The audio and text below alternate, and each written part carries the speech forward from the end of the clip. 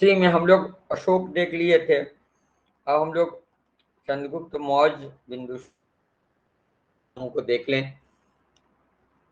चंद्रगुप्त मौर्य 322 ईसा पूर्व से 298 ईसा पूर्व तक जन्म और मृत्यु है इनका।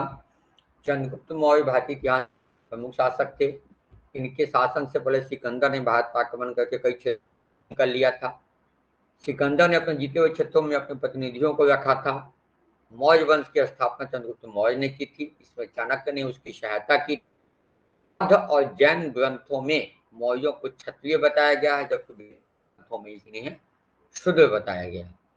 यूनानी लेखों के विवरण से ज्ञात होता है कि मौर्य साधारण कुल से संबंधित थे। चाणक्य थे। चाणक्य ने कूटनीति का उपयोग महत्वपूर्ण योगदान दिया।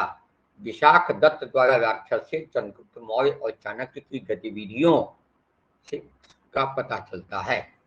यूनानी विवरण में चंद्रगुप्त का नाम अलग अलग मिलता है, जैसे एलियन, स्ट्रेबो इत्यादि।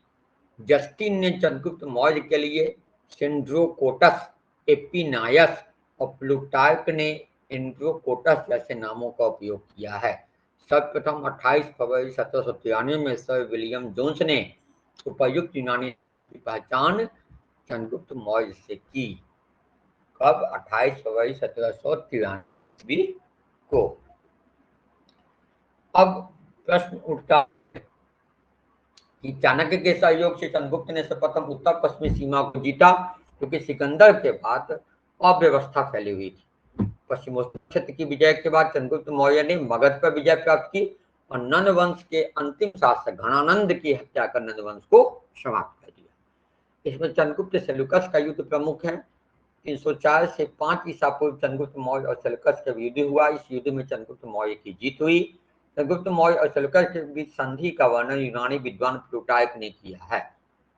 इसने सेल्यूकस ने अपनी पुत्री हेलेना का विवाह चंद्रगुप्त मौर्य से कराया। साथ ही एविया, कोशिशा, जेरोसिया और पेरिपेमिस दाई जैसे क्षेत्र उसे दे दिए। चंद्रगुप्त मौर्य ने सेल्यूकस को 500 हाथी उपहार में दिए और सेल्यूकस का राजदूत मेगास्थनीज चंद्रगुप्त मौर्य के दरबार में आया। ये भी आते हैं, मेगास्थनीज किसके दरबार में आया? बाद में मेगास्थनीज ने इंडिका नामक पुस्तक की रचना की चंद्रगुप्त मौर्य के दरबार में। रुद्रदामन के जूनागढ़ अभिलेख में चंद्रगुप्त के नाम का जिक्र किया गया है। संभवतः उसने सौराष्ट्र और अन्य पश्चिमी क्षेत्रों पर विजय प्राप्त की होगी। इस क्षेत्रों में पुष्यगुप्त ने सुदर्शन झील का निर्माण कराया था।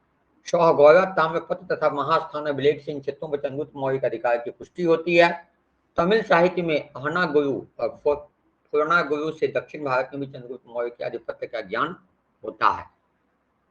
चंद्रगुप्त मौर्य अंतिम क्षण में जैन धर्म को स्वीकार कर लिया और उसने श्रवण बेलगोला में जैन पद्धति के अनुसार अपने प्राण त्यागे। निर्माण कहाँ मिला? श्रवण बेलगोला, ये भी पूछा जाता। चंद्रगुप्त मौर्य ने सर्वप्रथम भारत के इतने बड़े क्षेत्र को एकीकृत किया और समस्त भारतीय महाद्वीप में फैला हुआ इनका जो राज्य था उसमें से एक था बिंदुसार, जो 298 ईसा पूर्व से 273 ईसा पूर्व के बीच माना जाता है। ये चंद्रगुप्त मौर्य के पुत्र थे। इनकी जीवनी में जैन एवं बौद्ध ग्रंथों में अधिक वर्णन नहीं मिलता है और बौद्ध ग्रंथों में मुख्य रूप से अशोक का ही वर्णन मिलता है। यूनानी लेखकों ने बिंदुसार को अमित्र घात कहकर संबोधित किया, जिसका अर्थ होता शत्रुओं का नाश करने वाला। अमित्र घात किसको कहा गया था? बिंदुसार को यह भी ध्यान रखना है। इसे सिंहसेन और बदसार नाम से भी जाना जाता है। दिव्यवादन के अनुसार बिंदुसार के समय में तक्षशिला में अमात्यों के विरुद्ध 2 विद्रोह हुए, जिसे दबाने के लिए उसने पहली बार अशोक को और दूसरी बार सुसीम को भेजा। बिंदुसार ने अपने पिता द्वारा बनाए गए साम्राज्य को सुदृढ़ बनाया। तिब्बती लेखक तारानाथ के अनुसार बिंदुसार ने दक्षिणी भारत में भी विजय प्राप्त की थी, परंतु कुछ इतिहासकार इस संबंध में संशय प्रकट करते हैं। बिंदुसार की माता का नाम दुर्धरा था। बिंदुसार का मंत्री चाणक्य था, जो चंद्रगुप्त के भी थे, और इनकी संक्षिप्त जानकारी पुराणों और महावंश से भी मिलती है।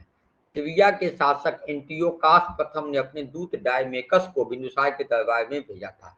तो डायमेकस किसके दरबार में आया? तो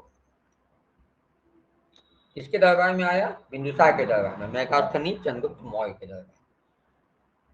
बिंदुसार ने सीरिया के शासक से शराब, मीठा अंजीर और एक दार्शनिक की मांग की थी। इसका वर्णन एथिनियम ने किया है। मिस्र के शासक टॉलेमी द्वितीय ने डायनोसियस नामक राजदूत बिंदुसार के दरबार में भेजा था। तो डायमेकस और डायनोसियस दोनों बिंदुसार के दरबार में आए थे। कौन कौन? डायमेकस भी और डायनोसियस भी। यह आजीवक संप्रदाय का अनुयायी था और इसकी राज्यसभा में आजीवक परिव्राजक निवास करता, तो भी एक पंथ है आजीवक। अब हम लोग मौर्य साम्राज्य में जो अर्थव्यवस्था, समाज तथा संस्कृति थी उसकी स्थिति देख लें। तो मौर्य काल में कृषि, पशुपालन और इससे संबंधित गतिविधियां होती थी। भूमि पर राजा का अधिकार होता था और भूमि को सीता कहा जाता था। इस भूमि पर कृषि कार्य करने के लिए दास अथवा कर्मकारों की नियुक्ति होती थी।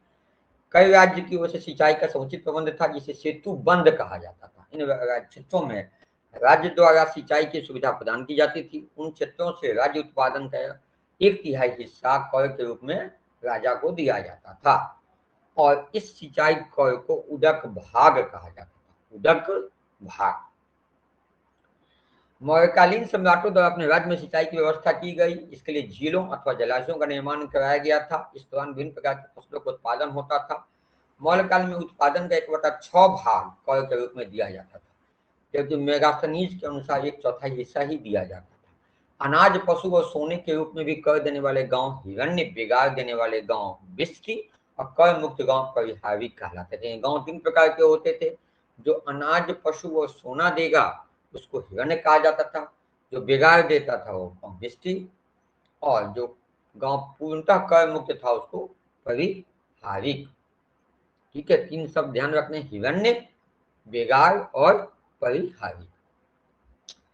उद्योग धंधे की बात की जाए तो इस समय बुनकर लोग यहाँ थे मौजूद। बुनकर उद्योग यहाँ था फेमस।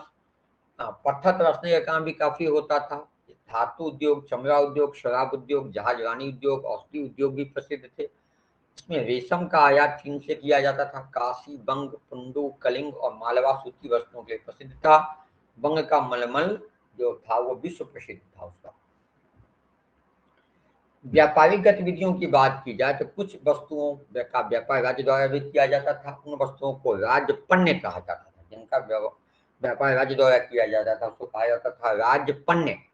मौर्य काल में देशी उत्पादों पर 4% तथा आयातित वस्तुओं पर 10% बिक्री कर वसूला जाता था। देशी जो उत्पाद होते थे उस पर 4% और आयातित वस्तुओं पर 10%। व्यापारिक गतिविधियों पर राज्य का नियंत्रण था और विदेशी व्यापार के लिए इस काल में ताम्रलिप्ति पूर्वी तट का महत्वपूर्ण बंदरगाह था। कौन बंदरगाह था? ताम्रलिप्ति, जहां से श्रीलंका के लिए जहाज जाते थे।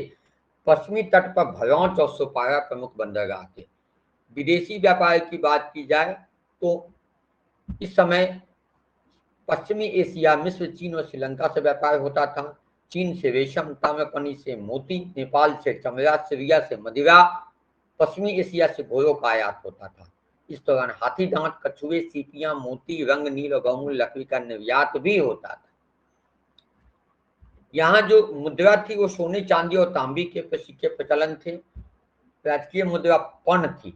मौर्य काल में आहत मुद्राएं भी प्रचलन में थी। मयूर, पर्वत और अर्धचंद्र की चाप वाली आहत रजत मुद्राएं मौर्य साम्राज्य की मान्य मुद्राएं थी। मयूर, पर्वत और अर्धचंद्र की चाप वाली। तौल की इकाइयां आढ़क, प्रस्थ, कुदुम्ब, पल और सुवर्ण मास थी। सामाजिक स्थिति की बात की जाए तो मौर्य काल में समाज व्यवसाय के आधार पर 7 श्रेणियों में बटा हुआ था। दार्शनिक, किसान, शिकारी, पशुपालक, शिल्पी एवं कारीगर, योद्धा, निरीक्षक एवं गुप्तचर तथा अमात्य और सभासद थी। इस दौरान अधिकतर लोगों का व्यवसाय कृषि था। कौटिल्य ने अर्थशास्त्र में समाज को 4 वर्गों में बांटा: ब्राह्मण, क्षत्रिय, वैश्य और शूद्र। कौटिल्य ने शूद्रों को आर्य कहा और इन्हें मलेच्छों से भिन्न बताया। अर्थशास्त्र में कृषि, पशुपालन और व्यापारियों को शूद्र का व्यवसाय बताया। कौटिल्य ने कई मिश्रित जातियों का भी उल्लेख किया। उनकी उत्पत्ति विभिन्न वर्णों के अनुलोम एवं प्रतिलोम विवाहों से हुई थी। स्त्रियों की स्थिति की बात की जाए तो संतोषजनक था। स्त्रियों को पुनर्विवाह और नियोग की अनुमति दी गई थी। स्त्रियां प्राय घर में रहती थी और स्त्रियों को कौटिल्य ने अनिष्कासिनी कहा। क्या कहा है? अनिष्कासिनी। अर्थशास्त्र के अनुसार विवाह के लिए स्त्री की आयु 12 वर्ष तथा पुरुष की आयु 16 वर्ष होनी चाहिए थी। मौर्य काल में दहेज प्रथा काफी प्रचलित थी। स्वतंत्र जीवन व्यतीत करने वाली विधवाओं को छंदवासिनी और धनी विधवा को आढ़ कहा जाता। मौर्य काल में स्त्रियां गुप्तचर का काम भी करती थी। स्त्रियां सम्राट की अंगरक्षिका का भी काम करती थी। अर्थशास्त्र में ऐसी स्त्रियों के लिए असूर्य पश्या, जो बीपीएससी में पूछा हुआ है, अवरोधन तथा अंतःपुर शब्दों का प्रयोग हुआ है। मौर्य काल में स्त्रियों की शिक्षा का अधिकार भी प्राप्त था। धार्मिक स्थिति की बात की जाए तो धार्मिक दृष्टि से मौर्य काल में काफी महत्वपूर्ण परिवर्तन हुए। बौद्ध धर्म का विस्तार हुआ, वैदिक धर्म भी प्रचलित था। वैदिक धर्म में कर्मकांड भी बढ़ गया था, यज्ञ और कर्मकांड भी प्रचलित थे। इसके संस्थापक चंद्रगुप्त मौर्य ने अपने जीवन के अंतिम क्षणों में जैन धर्म को स्वीकार किया था, जबकि अशोक ने कलिंग युद्ध के समय बौद्ध धर्म को स्वीकार कर लिया। तो इस तरह से आप देखें कि जो धार्मिक जीवन था वो भी यहाँ काफी फल फूल रहा था। कला और स्थापत्य की बात की जाए तो कई नगरों के साथ साथ स्तूपों, गुफाओं तथा स्तंभों का निर्माण करवाया गया था। इस दौरान अशोक ने स्थापत्य कला में काफी महत्वपूर्ण योगदान दिया था। उसके द्वारा निर्मित किए गए कई प्रतीक व चिन्ह वर्तमान में भारत के राष्ट्रीय प्रतीक हैं। सारनाथ के शीर्ष स्तंभ पर 4 सिंह पीठ सटाए बैठे हैं। यह 4 सिंह एक चक्र धारण किए हुए हैं। चक्र में 24 तिलियां हैं। यह चक्र बुद्ध के धर्म चक्र परिवर्तन का प्रतीक है। अशोक के एकाश्म स्तंभों का सर्वोत्कृष्ट नमूना सारनाथ के सिंह स्तंभ का शीर्ष है। रामपुरबा में नटुआ बैल ललित मुद्रा में खड़ा है। शंकिशा स्तंभ के शीर्ष पर हाथी की आकृति है। रामपुरबा का स्तंभ शीर्ष को राष्ट्रपति भवन में रखा गया है। रामपुरबा का स्तंभ शीर्ष को जो अशोक के समकालीन। मौर्य काल में स्तूप की वास्तुकला भी काफी विकसित हुई।